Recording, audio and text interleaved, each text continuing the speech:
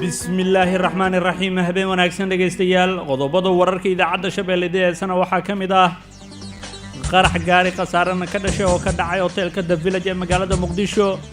xildhibaanada golaha shacabka uu codeeyay xeerar la horgeeyay kalfadhigii baarlamaanka oo gabi ahaanba maanta la xiray madaxweynaha cusub ee maamulka Puntland oo maanta si rasmi ah u la wareegay xilkiisa gudoomiyaha gobolka Banaadir oo beeniyay inuu gudoomiyaha gobolka Hiiraan oo beeniyay inuu hurinayo colaad u dhaxaysa beelo walaalo oo ka taagan gobolkaasi maxkamadda ciidamada qalabka sida oo xukun ku riday askar loo haysto dilka askari kale oo ka tirsanaa ciidanka booliska Soomaaliya xaliska booliska Jubbaland oo taliye cusub u magacaabay degmada Afmadow ee gobolka Jubbada Hoose dowladda Soomaaliya oo maalgelin ka cusubtay urur dhaqaale ee ku mudoobeen qaar ka mid ah dalalka Afrika ciidamada maamulka Galmudug oo dhaqdhaqaaqyo ciidan ka bilaabay deegaan hoostaga maamulkaasi maxkamad ku taala Kenya oo sii deysay muwaadin Soomaaliyeed oo loo haystay kamid ahaanshaha Al-Shabaab wararka dibadda Shabeelle habeenimada eedeysana waxaa ka mid ah Qatar oo diiday inay dib u soo celiso xiriirkii kala dhaxeeya Syria iyo Mareykanka oo Sacuudigu ku cadaadinaya in ay cadaalad hor keenaan ragii dilay wariye Jamaal Khashoggi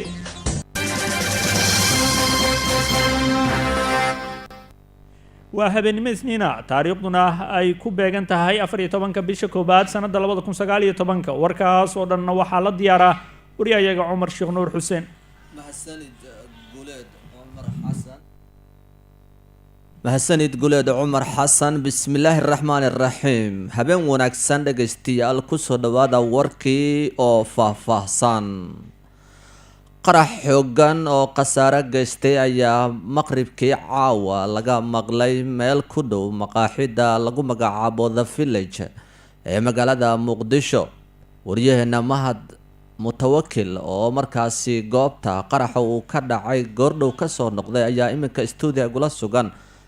Mahad waxaad ka warbixisaa qaraxan ka dhacay Muqdisho iyo khasaaraha markaasi uu geystay aada u maasan tahay Cumar Sheekh Nuur Xuseen qaraxa waxa uu ahaa mid lagu xiray gaari inkastoo la sheegay gaariga waqti si horeysay inuu yaalay meesha baakinka u ah The Village maqaayadda The Village waxay ku taalaa degmada Hodan ee gobolka Banaadir meelaan sida ugu sii fogeen isbitaalkii Digfaar iyo inta u dhaxaysa isgoyska Banaadir ee Muqdisho ay maqaayadda ku taalaa waxa uu ka dhacay afaafka hore ee maqaayadda Cumar waxa u xiran wadada soo gasha iyo tan ka baxda iyada way wada xiran yihiin oo labada dhinac bira ayaa ku xiran inta biraha ku xiran masaafo dhan waxa ay gaadiidku u isticmaalaan baakinna kala duwan gabi ahaan ama inta badan waxaa burburay gaadiid ka ag dhowaa gaariga qarxay oo holac badan ayaa meesha ka muuqanayay sidaas si la mid ah gaariga waxaa laygu sheegay ama goobtan kula kulmay gabar laygu sheegay inay ahayd milkiilaha gaariga iyaduna ay wadatay gabadhu mas-uul ka tirsan dowladda federaalka Soomaaliya ayaa la ii sheegay inkastoo aan weli si rasmi ah siyaasi waa laygu sheegay iyo mas-uul ka tirsan dowladda inkastoo si rasmi aanan u haynin balse iyadoo shoogsan ayaa ciidamadu ammaanku la joogtay goobta qarax uu ka dhacay gaarigeeda waxaa la ii sheegay in waqti hore gaariga gudaha laga soo bixiyay maqaayadda The Village banaanka la keenay gaariga oo baakinka la geliyay waxaa dhaawacmay ilaa 4 qofood oo qof ka mid uu ahaa dadka dhaqa gaadiidka hortiisa maqaayadda The Village la dhigo qof ka mid ah caruurta xaafadda degan ayaa ka mid ah dadka dhaawacmay 2 qofood kale ayaa la ii sheegay in ay dhaawacyadu goobta waxaa ku sugnaa marka aan tagay taliyaha ciidanka booliska degmada Hodan ee gobolka Banaadir agaasimaha amniga gobolka Banaadir ayaa qayb ka ah dadka ku sugnaa waxaa ka muuqday burburka marka laga soo tagay kadib waxay ka digayeen ciidan ka tirsan laanta dambaarista CID ayaa joogay korontada ayaa gabi ahaan go'day oo wadada waxaad arkaysa in fiilooyin ay koronto ka muuqato dadka looga digayay in halkaas ay yaaleen goobta jawigeedana sidan ayuu ahaa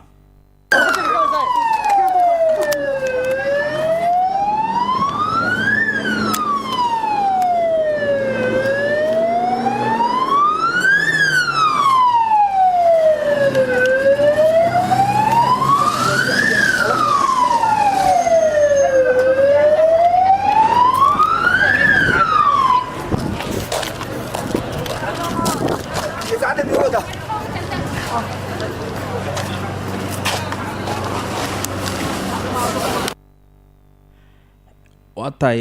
ilaa hadda ma jirto cumar mas-uuliyadda qaraxan cid sheegatay inkastoo wadaha ama milkiilaha gaariga qarxay uu ka badbaaday halkaasna ay ku sugneyd sida la ii sheegan ahayd gabar aan goobta kusoo arkay ma aysan suurtagal ma aysan ahayn in warbaahinta ay la hadasho sababtoo ah waxaa ka muuqday qalqal aada u xoogan ciidamada ammaanka ayayna la joogtay goobta waxaa si caadiga kusoo laabtay inkastoo weli ay joogeen taliyaasha ciidamada goobta gaaray waxaa gebi ahaanba laga bixiyey dadka gudaha ku jiray maqaayada The Village xilliga habeenkii aada ayaa laisugu yimaadaa oo shacab kala duwan degmooyinka gobolka banaadir ka yimaada ayaa halkaas usoo shahtaga gebi ahaanba maqaayada dhaqdhaqaaqeedii waa u istaagay ciidamada ammaanka ee ilaalada maqaayada ka ahaa iyo ciidamo ka tirsan kuwa ammaanka dowladda soomaaliya gaar ahaan kuwa degmada hodan ayaa goobta ku sugnaa oo ugu horeeya taliyaha degmada hodan ee gobolka banaadir dadka waxaa loo sheegayay in ay gebi ahaan meesha ka tagaan waxaa kasoo horjeeda xaafad aada dad saxmad badan ama dad badan ay degan yihiin goobta qarax uu ka dhacay iyadoo qudheyda ciidamo ayaa la horgeeyay oo loo sheegayo in dadku ay guryahooda ku laabtaan jawigana waxa uu ahaa wax degan wixii ka dambeeyay daqiiqada uun kadib qarax markuu dhacay aada buu u mahadsan yahay dhegaystayaal kaasi waxa uu ahaa waryaheena mahad mutawakil oo inooga warbixinayay qarax caawa fiidkii ka dhacay magaalada muqdisho wixii warar ah oo kusoo kordha qaraxaasi wararkeena iyo barnaamijyadeena dambe ayaan idinku soo gudbin doonaa hadduu eebba idmo madaxweynaha cusub ee maamulka Puntland Dr. Saciid Cabdullaahi Dani ayaa maanta si rasmi ah xukunkii ula wareegay kadib markii uu ku guuleystay doorasho 8 bishan ka dhacday magaalada Garowe warbixinta warkan waxaa inoo haya waryaheena Ismaaciil Turki magaalada Garowe ee xarunta gobolka Nugaal maanta waxaa lagu qabtay munaasabad ballaaran oo ay xilka ku kala wareegayeen madaxda cusub ee maamulka Puntland iyo madaxdii hore ee 5 sano ee la soo dhaafay hoggaanka Puntland soo hayay munaasabada waxaa ka qayb galay madax badan oo ka tirsan maamulka waxgarad iyo qeybaha kala duwan ee bulshada waxaana si toos ah xilka u wareejiyay madaxweynihii hore ee Puntland Dr. Cabdiweli Maxamed Cali Gaas iyo ku-xigeenkiisa Cabdixakiin Xaaji Cumar Camey iyadoona sidoo kale ay si toos ah xilalkaas ula wareegeen madaxweynaha cusub ee Puntland Saciid Cabdullaahi Dani iyo ku-xigeenkiisa Axmed Cilmi Karaash madaxweynihii hore ee Puntland Cabdiweli Maxamed Cali Gaas ayaa madaxweynaha cusub ku wareejiyay dhammaan xarumaha maamulka uu ku shaqeeyo isagoona hadal kooban ka jeediyay munaasabada xil wareejinta farxad weyn iyo maanta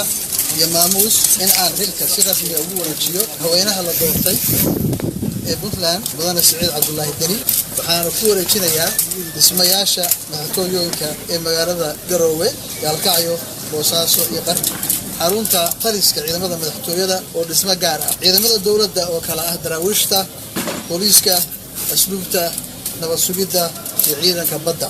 waxaa sidoo kale madaxweynaha ku wareejinayaa mashaariicda hadda dowladdu gacanta ku hayso oo kala ah dekada Boosaaso oo si cadriya loo dhisayo wadada Cerdaah iyo Cergaabo wadada Dangoroyo iyo Ayl dekada Garacad wadada Garowe iyo Gaalkacyo airportka Gaalkacyo mashruuca biyo macaaninta Boosaaso wadada Sheerbi iyo Xindaro loo dhaafigay hoolka shirka madaxtooyada oo gabagabo maraya ugu dambeyntii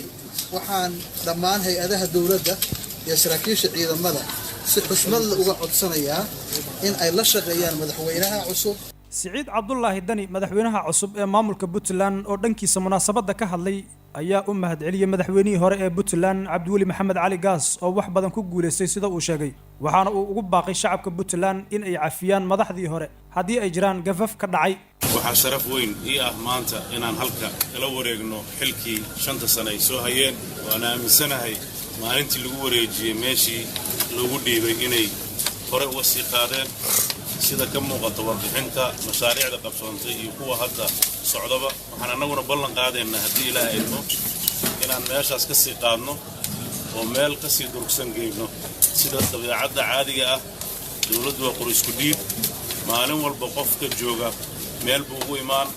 meelna waa gaarsiin waxaan uga mahadcelinayaa madaxweynaha iyo madaxweyne ku-xigeenka muddada 5 sano ah ay xilka u hayeen ummadda Puntland wax badan oo lagu xuso oo waaweyn ayay qabteen waxaana aniga oo ka mid ah shacabka reer Puntland magacoodana ku hadli kara madaxweynaha u rajaynaynaa in wixii gafiga ka dhacay ilaahay ka cafiyo sida uu shacabka reer Puntland uga codsadayna ay u cafiyaan waa muwaadin Soomaaliyeed oo xilal badan dalka ka soo qabtay waa asad dadka reer Puntland leeyihiin horena ugu baahnayeen haddana ugu baahnaan doonaan madaxda cusub ee maamulka Puntland ee maanta la wareegay xafiisyadooda ayaa waxaa lagu doortay 8 bishan aynu ku guda jirno magaalada Garowe ee xarunta gobolka Nugaal kadib doorasho magaaladaasi ka dhacday taliska cusub ee maamulka Jubbaland ay u magacowday degmada Afmadow ee gobolka Jubbada Hoose ayaa la sheegay in markaasi lagu wado inuu dhowaan uu markaasi gaaro degmadaasi isla markaana uu xilka la wareego faahfaahinta warkan waxaa inoo haya waryahana Cabdullaahi Ismaan Cadaani taliyaha ciidanka booliska maamulka Jubbaland sareeye guuto aadan maxamuud ibraahim goojaar ayaa maanta taliye cusub u magacaabay degmada Afmadow ee gobolka Jubbada Hoose wareegto uu soo saaray taliye goojaar ayaa waxaa taliyaha amniga ee degmadaas loo magacaabay gaashaanla dhexe Siyaad Macalin Bashiir dhinaca kale madaxweynaha Jubbaland Axmed Maxamed Islaam Axmed Madoobe oo weli ku sugan gudaha degmada Afmadow ee gobolka Jubbada Hoose ayaa halkaas kulmo ku aadan amniga iyo dagaalka ka dhanka al-shabaab ka wada halkaasi shalay ahayd markii gudoomiye ku-xigeen loo magacaabay degmada Afmadow oo maamul la'aan ahayd intii ay jirtay dowlad goboleedka Jubbaland ciidamada maamulka Galmudug ayaa lagu soo waramayaa inay dhaqdhaqaaqyo ciidan ay ka bilaabeen deegaano ka tirsan maamulkaasi wariyaha idaacadda Shabeelle uga soo warama magaalada Gaalkacyo Cali Xasan Barqadle Cali Gaab ayaa warkan inoo soo diray ciidamada dowlad goboleedka Galmudug ayaa dhaqdhaqaaqyo xoogan waxay ka wadaan deegaano ka tirsan dowlad goboleedka Galmudug gaar ahaan deegaano hoostaga caasimada dowlad goboleedka Galmudug ee Dhuusamareeb ciidamada waxaa la sheegay inay ku wajahan yihiin deegaano hor loo ka tirsan gobolka Galgaduud isla markaasna maalmihii dambeeyay al-shabaab ay maamulayeen oo ay doonayaan in la wareegaan ciidamada dowlad goboleedka Galmudug sida ay sheegeen qaar ka mid ah saraakiisha ciidamada Galmudug ee ku sugan magaalada Dhuusamareeb wasaaradda amniga dowlad goboleedka Galmudug waxay sheegtay in ciidamada amniga loo carbiyay dagaal ka dhan ah al-shabaab oo la doonayo in lagu xoreeyo deegaano ka tirsan gobolka Galgaduud iyo sidoo kale qaybaha ay ka joogaan gobolka Mudug waxayna sheegtay wasaaradda amnigu in ciidamada amniga dowlad goboleedka Galmudug ay ku jiraan diyaar garowgii ugu dambeysay ciidamada amniga dowlad goboleedka Galmudug ayaa lagu arkay deegaano hor loo ka tirsan gobolka Galgaduud gaar ahaan tuulooyin hoostaga magaalada Dhuusamareeb ee caasimada dowlad goboleedka Galmudug dhaqdhaqaaqyadan xoogan ee ka soconaya deegaano ka tirsan gobolka Galgaduud ee ay wadaan ciidamada amniga dowlad goboleedka Galmudug ayaa ku soo aadaya xilli maalinkii shalay ahaa ciidamada amniga dowlad goboleedka Galmudug ay dhoolatus weyn ku soo bandhigeen gudaha magaalada Dhuusamareeb ee caasimada dowlad goboleedka Galmudug taasi oo lagu muujinayo awoodda ciidan ee Galmudug iyo u diyaar garowga dagaalka ka dhanka ah al-shabaab ee deegaanada ay ka joogaan gobolada Mudug iyo Galgaduud ee dowlad goboleedka Galmudug sida mas'uuliyiinta Galmudug ay sheegeen Cali Xasan Barqadle Cali Gaab warbaahinta Shabeelle ee Galmudug mahadsanid Cali Gaab xildhibaanada golaha shacabka ee baarlamaanka jamhuuriyadda federaalk ee Soomaaliya ayaa maanta ansixiyay wax ka beddelka xeerar cusub oo uu ka mid yahay sharciyada bangiga dhexe ee Soomaaliya faahfaahinta warkan waxaa inoo haya waryaheena Mahad Mutawakil xildhibaanada golaha shacabka ayaa maanta Muqdisho ku yeeshay kulankii 33aad oo qayb ka ah kalfadhiga afraad ee golaha shacabka kulankii maanta waxaa soo xaadiray 170 xildhibaan waxaa shir gudoomiyaha afayeenka golaha shacabka Maxamed Mursal Sheekh Cabdiraxmaan ansixinta ajandaha kulankii maanta oo aad u codeynta hindis sharciyeedka wax ka beddelka hantidhowrka guud ee qaranka iyo ajandaha labaad oo ah ka doodista xeer maamul xulidda guddiga agaasinka bangiga dhexe ee dalka ayaa uu sheegay gudoomiyaha golaha shacabka inay jiraan xildhibaano soo jeedin sameeyay kuwaas oo wax ka beddel ku sameeyay xilligan sharciga hantidhowrka guud ee qaranka xildhibaanadaas waxaa horkacaya xildhibaan Cismaan Xaaji Cali waxaana gudoomiyaha golaha shacabka Maxamed Mursal Sheekh Cabdiraxmaan oo kulankii maanta shir gudoomiye u ogolaaday inay xilligan soo bandhigaan soo jeedintaasi waxaana xubnaha golaha shacabka u akhriyay soo jeedinta wax ka beddelka sharciga hantidhowrka guud ee qaranka xildhibaan Cismaan Xaaji Cali waxaa ku qoran qodobka koowaad magaca sharciga wuxuu leeyahay sharcigan waxaa lagu magacaabaa sharciga hantidhowrka guud ee federaalka si waafaqsan qodobka 114aad ee dastuurka jamhuuriyadda federaalka Soomaaliya. annaga qoladan xildhibaanadan waxaan ku bedelay waxaan yidhi sharcigan waxaa lagu magacaabaa sharciga xafiiska hantidhowrka guud ee qaranka. waa magac standard ah, waa federaalku waa wuxuu inta tigo dhan baa ah, marka xafiiska hantidhowrka guud qaranka si waafaqsan qodobka 114aad ee dastuurka jamhuuriyadda ku-meelgaarka waa sida uu qabo saas in laga dhigo. mudan gudoomiye qodobka 4aad faqradiisa 2aad qofkii haysta wuxuu fiirinaa wuxuu leeyahay siday u qoran tahay sidii hore dib u habeynta xafiiska hantidhowrka. xafiiska hantidhowrka guud waa hay'ad madax bannaan. in ka badan 15 qodob oo wax ka bedel lagu sameeyay sharciga hantidhowrka guud ee qaranka ayuu gudoomiyaha golaha shacabka Maxamed Mursal Sheekh Cabdiraxmaan xildhibaanada golaha shacabka ka codsaday in xilligan ay u codeeyaan in lagu daro fikrada cusub oo xildhibaano ka tirsan baarlamaanka Soomaaliya ay keeneen sharciga wax ka bedelka hantidhowrka guud ee qaranka waxaana ogolaaday in lagu daro 15kan wax ka bedelay la soo sameeyay 162 xildhibaan waxaa diiday 13 xildhibaan. intaa kadib ayuu gudoomiyaha golaha shacabka Maxamed Mursal Sheekh Cabdiraxmaan mar kale ka codsaday xildhibaanada golaha shacabka inay ansixiyaan hindis sharciyeedka hantidhowrka guud ee qaranka oo ay soo diyaarisay wasaaradda maaliyadda xukuumadda Soomaaliya waxaana uu sheegay inay ogolaadeen 164 xildhibaan 11 ay diideen waxna aysan ka aamusin. codeynta sharciga hantidhowrka guud wax ka aamusay ma jiraan, eber ayaa ka aamustay, waxaa diiday 11 waxaana ogolaaday 164. intaa kadib gudoomiyaha golaha shacabka Maxamed Mursal Sheekh Cabdiraxmaan ayaa xildhibaanada golaha shacabka u akhriyay u gudbinta golaha xeer maamul oo ah ku saabsan xulidda guddiga agaasinka bangiga dhexe taasoo tixraaceedu u ahaa sida uu sheegay 2 bishii 1 2019 waxaana uu sheegay inay kasoo gaartay warqadan xafiiska ra'iisul wasaaraha xukuumadda Soomaaliya Mudane Xasan Cali Khayre 6 bishii aan ku guda jirnay Janaayo sanadka 2019. xildhibaanada golaha shacabka ayaana arrintan dood adag ka yeeshay waxaana isqor in ka badan 45 xildhibaan oo ka mid ah xubnihii golaha shacabka ee maanta soo xaadiray kulanka xildhibaanada golaha shacabka waxaana ahaa qodob keenay ama qodobka labaad ee keenay wax badan oo ah ka doodista xildhibaanada golaha shacabka taasoo keentay in kulanka intuu socday ee qaarkood xildhibaanada golaha shacabka muran badan ay ka dhaliyaan waxaana oo ahayd in xilligan la ogolaan karo in guddiga xulista xubnaha guddiga agaasinka bangiga dhexe ay soo xulan karaan qof kasta oo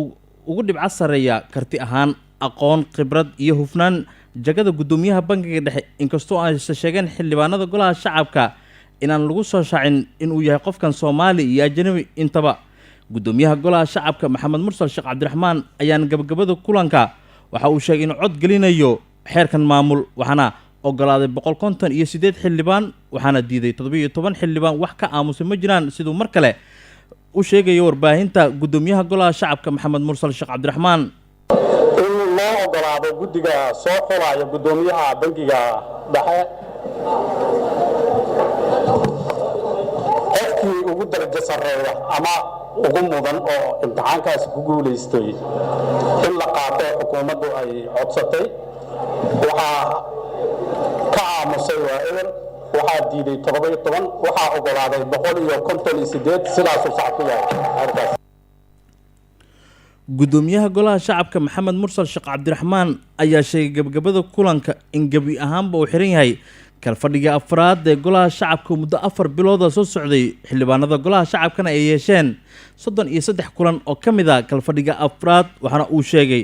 in xildhibaanada golaha shacabka ay galayaan fasax waxaana uu ka warbixiyay waxyaabihii u qabsoomay iyo waxyaabaha looga baahan yahay inay u qabsoomaan inta ka dhiman kalfadhiyada waxa uu sheegay in u harta oo kaliya 3 kalfadhi oo min 4 bilood ah taasoo ka dhigan in u harta xildhibaanada golaha shacabka gaar ahaan baarlamaanka 10aad ee hadda shaqeeya muddo 12 bilood ah. sida aad ka warqabtaan kalfadhigan afraad oo maanta inoo xirmay wuxuu noo soo bilowday 10 December 2018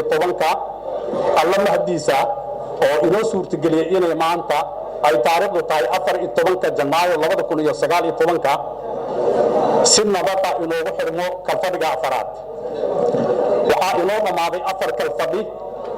oo kala bar u ah madasha 4 sano loo xilqaamay loona igmaday baarlamaanka tobnaad ee Soomaaliya. sanadka ugu dambeeya wuxuu noqonayaa mid lagu mashquulo abaabul doorashooyin. sidaas awgeed waxaa muuqata inay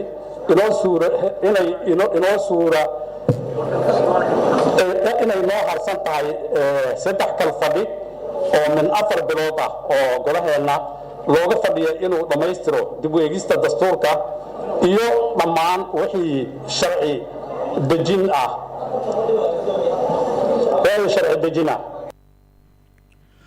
tobankii September sanadkii 2018 madaxweynaha Jamhuuriyadda Federaalka Soomaaliya Mudane Maxamed Cabdullaahi Maxamed Farmaajo ayaa daahfuray kalfadhiga afraad ee maanta uu soo xiray gudoomiyaha golaha shacabka Maxamed Mursal Sheekh Cabdiraxmaan. xildhibaanada golaha shacabka gaar ahaan baarlamaanka tobanaad ee hadda shaqeeya waxaa u haray 4 kalfadhi inkastoo ay shaqeyn doonaan oo sida uu sheegay gudoomiyaha golaha shacabka 3 kalfadhi taasoo ah muddo 1 sano ah xildhibaanada golaha shacabka inay sii shaqeyn doonaan. waxaana uu sheegay xildhibaanada golaha shacabka in xilligan hor yaalaan howlo adag. maxkamadda ciidamada qalabka sida ee dowladda federaalk ee Soomaaliya ayaa xukun ku riday askari loo haystay dilka askari kale. dhacdadaasi oo ka dhacday gudaha magaalada Muqdisho. waryaheena Jaamac Maxamed Saalax ayaa warbixinta warkan inoo haya. maxkamadda sare ciidamada qalabka sida ayaa xukuno kala duwan saaka ku riday 2 askari oo ka tirsan ciidamada dowladda Soomaaliya. labada eedeysane oo kala ah 3 alifle boolis Cali Mahdi Maxamed iyo Tahliil Cali Maxamed ayaa loo xiray dilka marxuum ex kormeere saddexaad boolis Xasan Aadan Ibraahim. dilkaasi oo ka dhacay gudaha saldhigga degmada Hilwa ee gobolka Banaadir 13 bishii 10aad sanadkii hore. sidoo kale 3 alifle boolis Cali Mahdi Maxamed ayaa loo haystaa in qorigiisa uu kaga tagay meel cidla ah halka Tahliil oo loo diyaarinayay ciidannimo uu riday xabado sababay dhimasho marxuum ex kormeere saddexaad boolis Xasan Aadan Ibraahim. horay maxkamadda darajada koowaad ciidamada qalabka sida ayaa u mudeysay dhageysiga dacwadda 15 bishii 12aad ee sanadkii 2018 iyadoona markii dambe ku kala xukuntay in Tahliil Cali Maxamed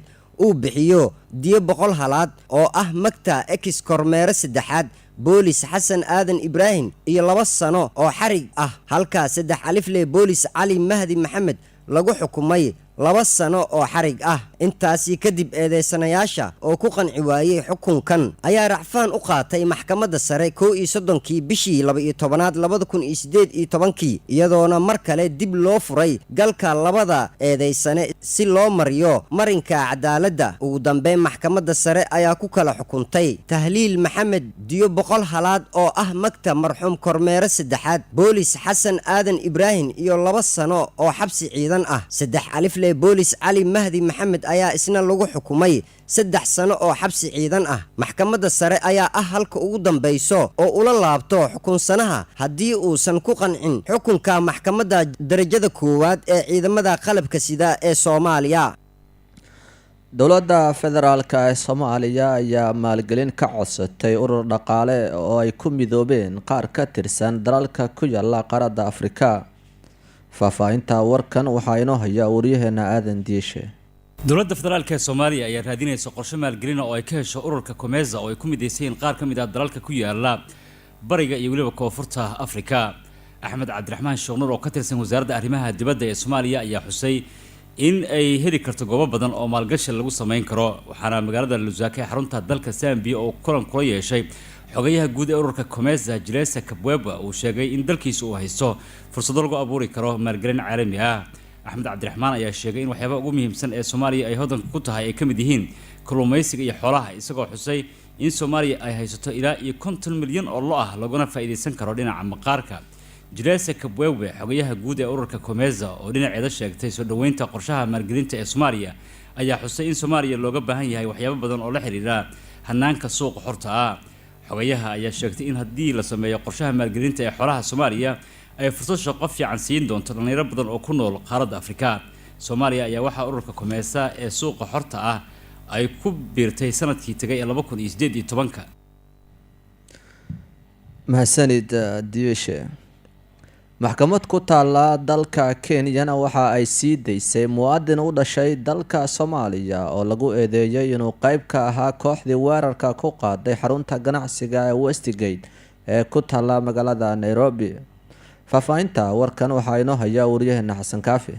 maxkamadda ku taala magaalada Nairobi ee xarunta dalka Kenya ayaa sii daysay eedeysana loo haysto inuu ku lug lahay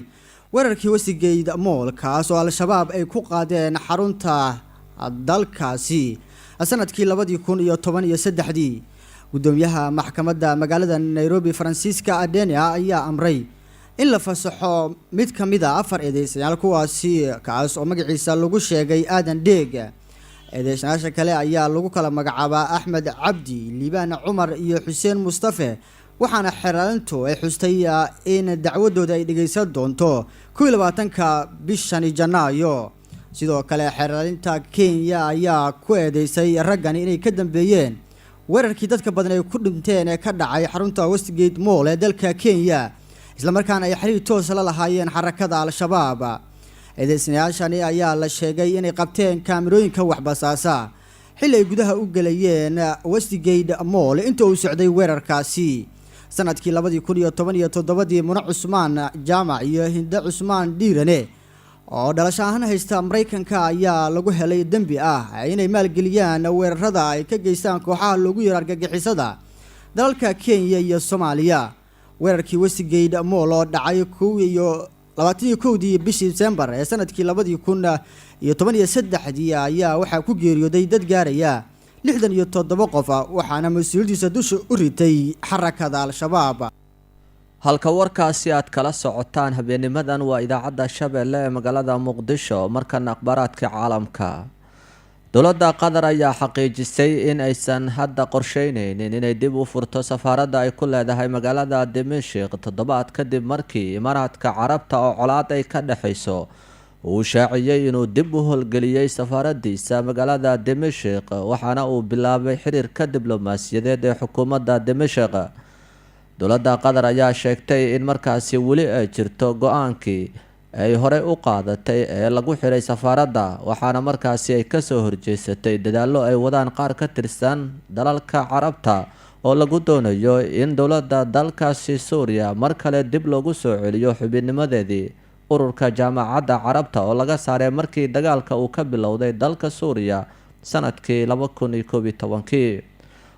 war wixii akhyaaray habeennimadan dalka iyo dibadda naga soo gaaray intaasi ayuu noga dhan yahay. hase yeeshee ciddii warkeena uu sheego waxa uu ka heli karaa barta aynu internetka ku leenahay ee radioshabelle.com.